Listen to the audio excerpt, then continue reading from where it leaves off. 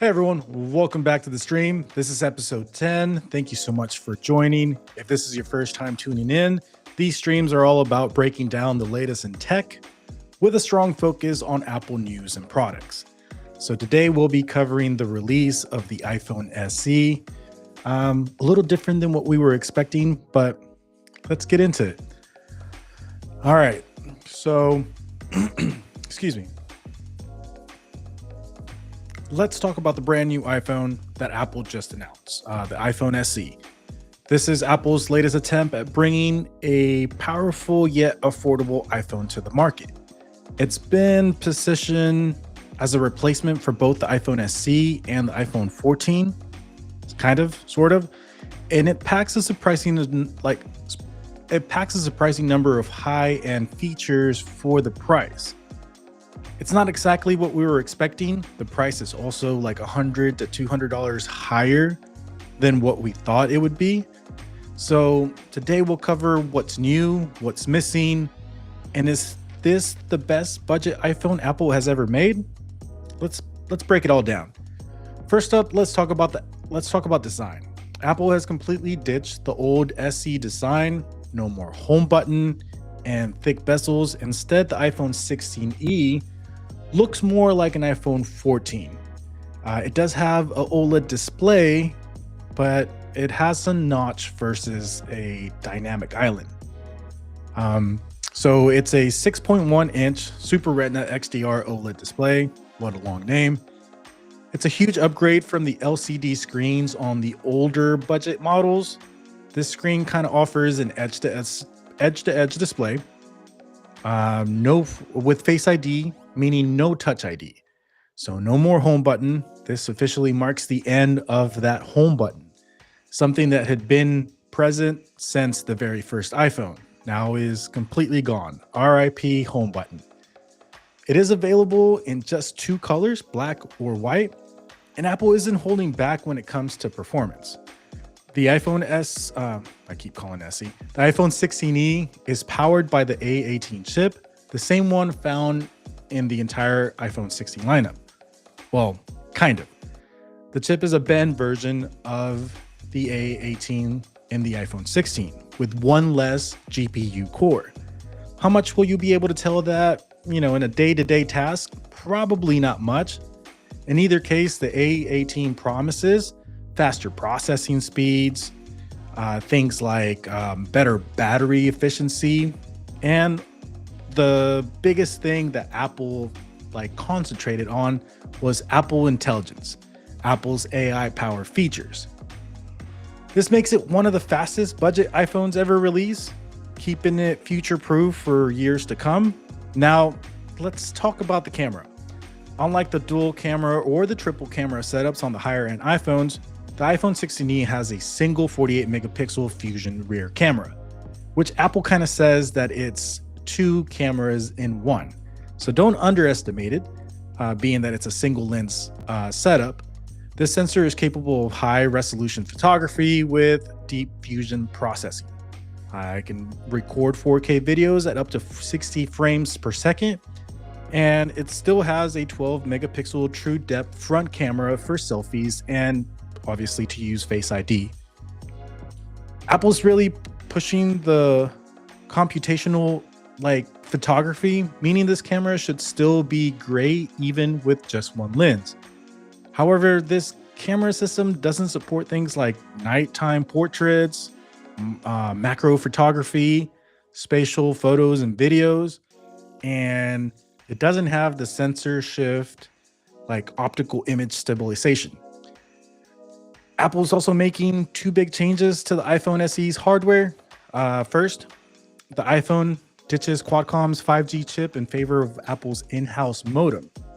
The new C1 5G modem is Apple's very first, and it should be interesting if it's successful, that if it's going to completely replace for the higher end iPhones still. So the new iPhone also replaces Lightning with USB-C. So Lightning is completely out. So if you are upgrading from an older model like an iPhone SE or an iPhone 11, get ready to switch cables. This officially marks the end of the Lightning cable as well.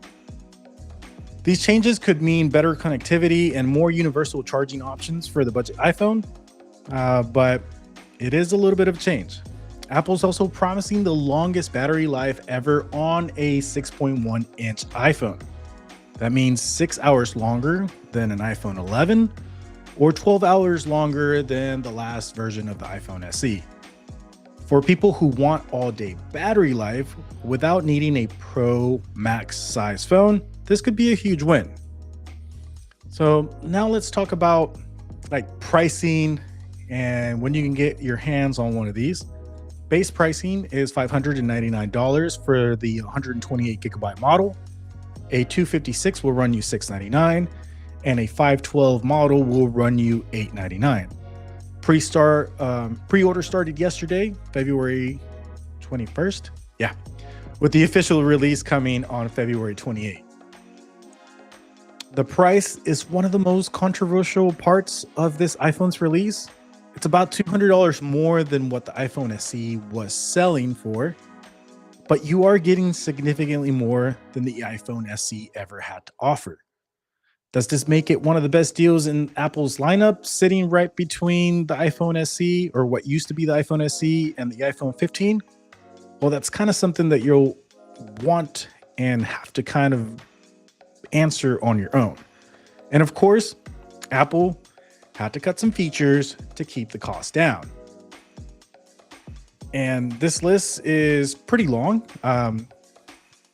So bear with me as I go through these. Some of them I'll cover more in detail, and other ones I'll just kind of go fast. So the biggest one that I can think of is no MagSafe compatibility. If you use MagSafe chargers, accessories, this phone won't support them.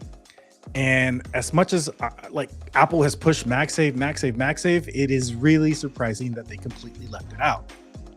Now, like I mentioned earlier, it's a single camera setup, so no ultra wide, no telephoto lens, just the main 48 megapixel camera. This camera also has no sensor shift optical image stabilization, a feature that even the iPhone 13 mini had. So it still has some stabilization features, but not that really good sensor shift optical image stabilization. So could this result in blurry images? That's still, up in the air, and we'll see how well the software aspect can stabilize those photos and videos. All right, with no MagSafe comes no fast wireless charging. So no 25 or 15 watt wireless charging. You're stuck at a 7.5 watt wireless charging. That's also very surprising for a phone that's coming out in 2025. Very bad, but once again, budget iPhone. We also have no Wi-Fi 7, no always on display or ProMotion, so no 120 hertz refresh rate. The screen is OLED, but it's still locked at 60 hertz.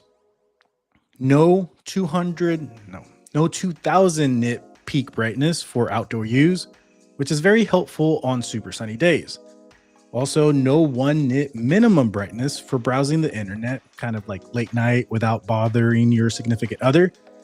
So it can't hit as high as brightness, and it won't go as dim as other iPhone 16 displays. Also, with the new Apple modem, there's no 5G millimeter wave. So for those faster internet speeds, you can't use it, even if you have coverage in your area. So there's no camera control button either, something that was big on the regular 16 and the 16 Pro and 16 Pro Max.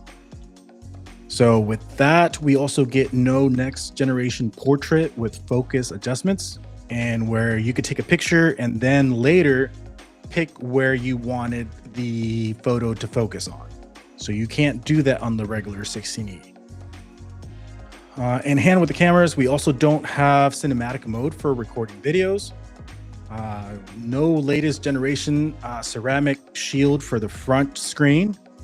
No ultra wideband chip, a feature that was available even on a base iPhone 11. So this ultra wideband chip is useful for making it easier to find and locate your iPhone, even if the device runs out of battery. So the ultra wideband chip was available on iPhone 11. And then on the iPhone 15, I think we got the second generation of that ultra wideband chip. And now on the 16E, it's not a thing. Now, understand that most people will not care about, or most or some of these features people won't care about, or they don't even know they're missing because they're coming from an older device. So if you can live without these extra premium features, the iPhone 16e still looks like an amazing deal for the price. Now, a lot of you asked me if I would buy the iPhone 16e. And honestly, the answer is no. However, my needs are very different than a good 90% of you out there. So that's why I wouldn't purchase it. Others have asked me if the iPhone 16e is worth it. And I think it's something that you might have to answer on your own. I can break down what the iPhone 16e has and doesn't have as far as features, but the decision is ultimately yours.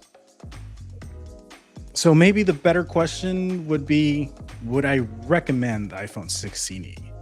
And still, I'm not sure I like that question, but we're going to go with that. And here's my opinion. The iPhone 16e is looking like the best budget iPhone ever made, giving you a modern design with Face ID, a powerful A18 chip with Apple Intelligence, a high-end 48 megapixel camera, and overall better battery life. So if you're someone that's been holding on to an old iPhone, upgrading from a SE or a 10R or even an 11, this could be a perfect option. The jump in performance alone makes it an easy decision. If you're someone with an iPhone 14 or 15, for me, it's an easy no. You would actually be losing out on some features. However, if you wanted an iPhone that supported Apple Intelligence, going from a 14 or a 15, and you just wanted Apple Intelligence, and didn't want to wait, and didn't want to pay for the higher end models, then this would be the way to go. What do you guys think? Are you thinking about picking the iPhone SE? Not the iPhone SE. Are you thinking about picking up an iPhone 16e over a 15? Do you think Apple should have kept the SE branding? Kind of let me know in the chat. Now, Apple Intelligence it is coming. I think they said April. So Apple Intelligence should be coming. They mentioned in the iPhone 16e announcement that it would be available in more languages, and it's a list of about like 10 to 12 different languages. So I'm assuming that also meant region, not just the language available here in the United States.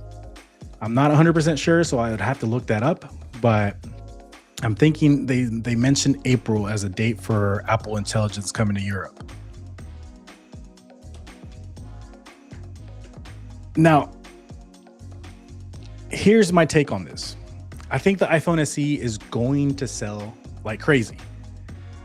And mainly because there's two big groups of people that are going to love this phone.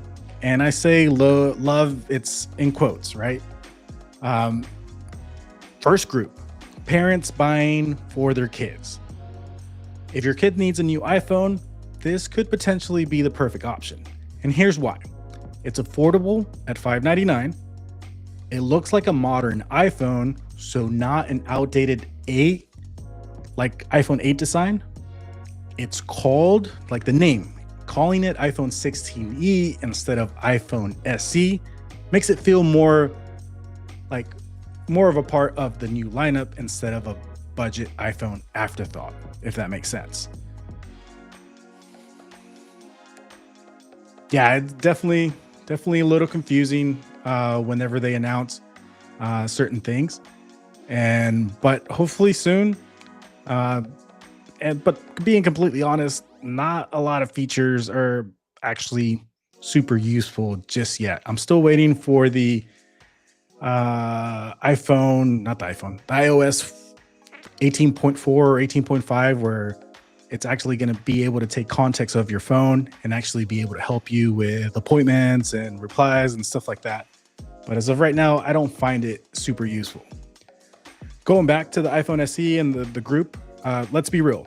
A lot of kids didn't want the iPhone SE because it still looked like an iPhone 8. But now that it looks like a modern iPhone, which, even though it still has a notch and not a dynamic island, it still looks like a modern iPhone, which makes it a much easier sell for parents. And once again, it has the number 16 in the name, which is the latest model number of iPhone. No more SE label. And don't underestimate the name here. I think the name is very important when it comes, especially to a demographic like kids. They don't want to have the iPhone SE that looks like an 8. And so the second group of people are older users who just want a simple iPhone. Not everybody wants all the bells and whistles of a Pro model, and a lot of people just want a phone that works reliably, good battery life. I still get people that come in the shop that are mad that they have to charge their phone every night. They're still used to phones from years ago where you could charge it like once a week. Now that's a long time ago, and it kind of ended when the smartphone was a thing, but people are still mad that they have to charge their phone every night. And so going with good phone that's reliable, good battery life, is a solid camera for casual photos. That's all they want. There's a phone that can kind of browse the internet, check email, and that's pretty much it. Phones and text. So at $599, the iPhone 16e is an easy upgrade for anyone that's still using an iPhone XR or 11 or even an older model. It's modern, it's simple, and it's affordable. Once again, in quotations, $599 is much higher than the $399 that the iPhone SE was known for. And yes, in the previous generation, the iPhone SE third generation, it had gone up to $429. So there was already a price increase. So we already knew that there was going to be another price increase because of all the features that were going to be added. But we thought it was going to be more like $499, maybe $529 if you wanted to go $100 more. But $599 it no longer seems like a budget iPhone. But honestly, that could be the new budget price. Who knows? And honestly, this could be one of the best selling iPhones in history. It's a perfect mix of affordability, modern design, and simplicity. And that's why I think Apple is going to sell millions of these. It's not luxurious. It's not the best iPhone. It's not something that I would want to go line up for a pre-order or anything like that. But as far as price, you gotta think about it. An iPhone 16 Pro is like $1,000. So $600, that's a $400 difference. That makes a big difference for a lot of people. In any case, I think that's the thing that I was going to cover today. I wanted to give you guys a breakdown of the iPhone 16e. I keep saying SE. Wanted to give you what it didn't have, most importantly, so you guys can make an educated decision as to if it's a good choice for you. For most people, like I mentioned, the 16e is going to be perfect because of price and because of not needing all the bells and whistles. Thank you all for tuning in. If you enjoy the stream, please make sure to like, subscribe, and turn on the notifications so you don't miss the next one. And if you have a topic that you'd like me to cover in episode 11, please let me know in the comments. I'll try to read them all. Thank you so much for hanging out, and I'll see you guys in the next one.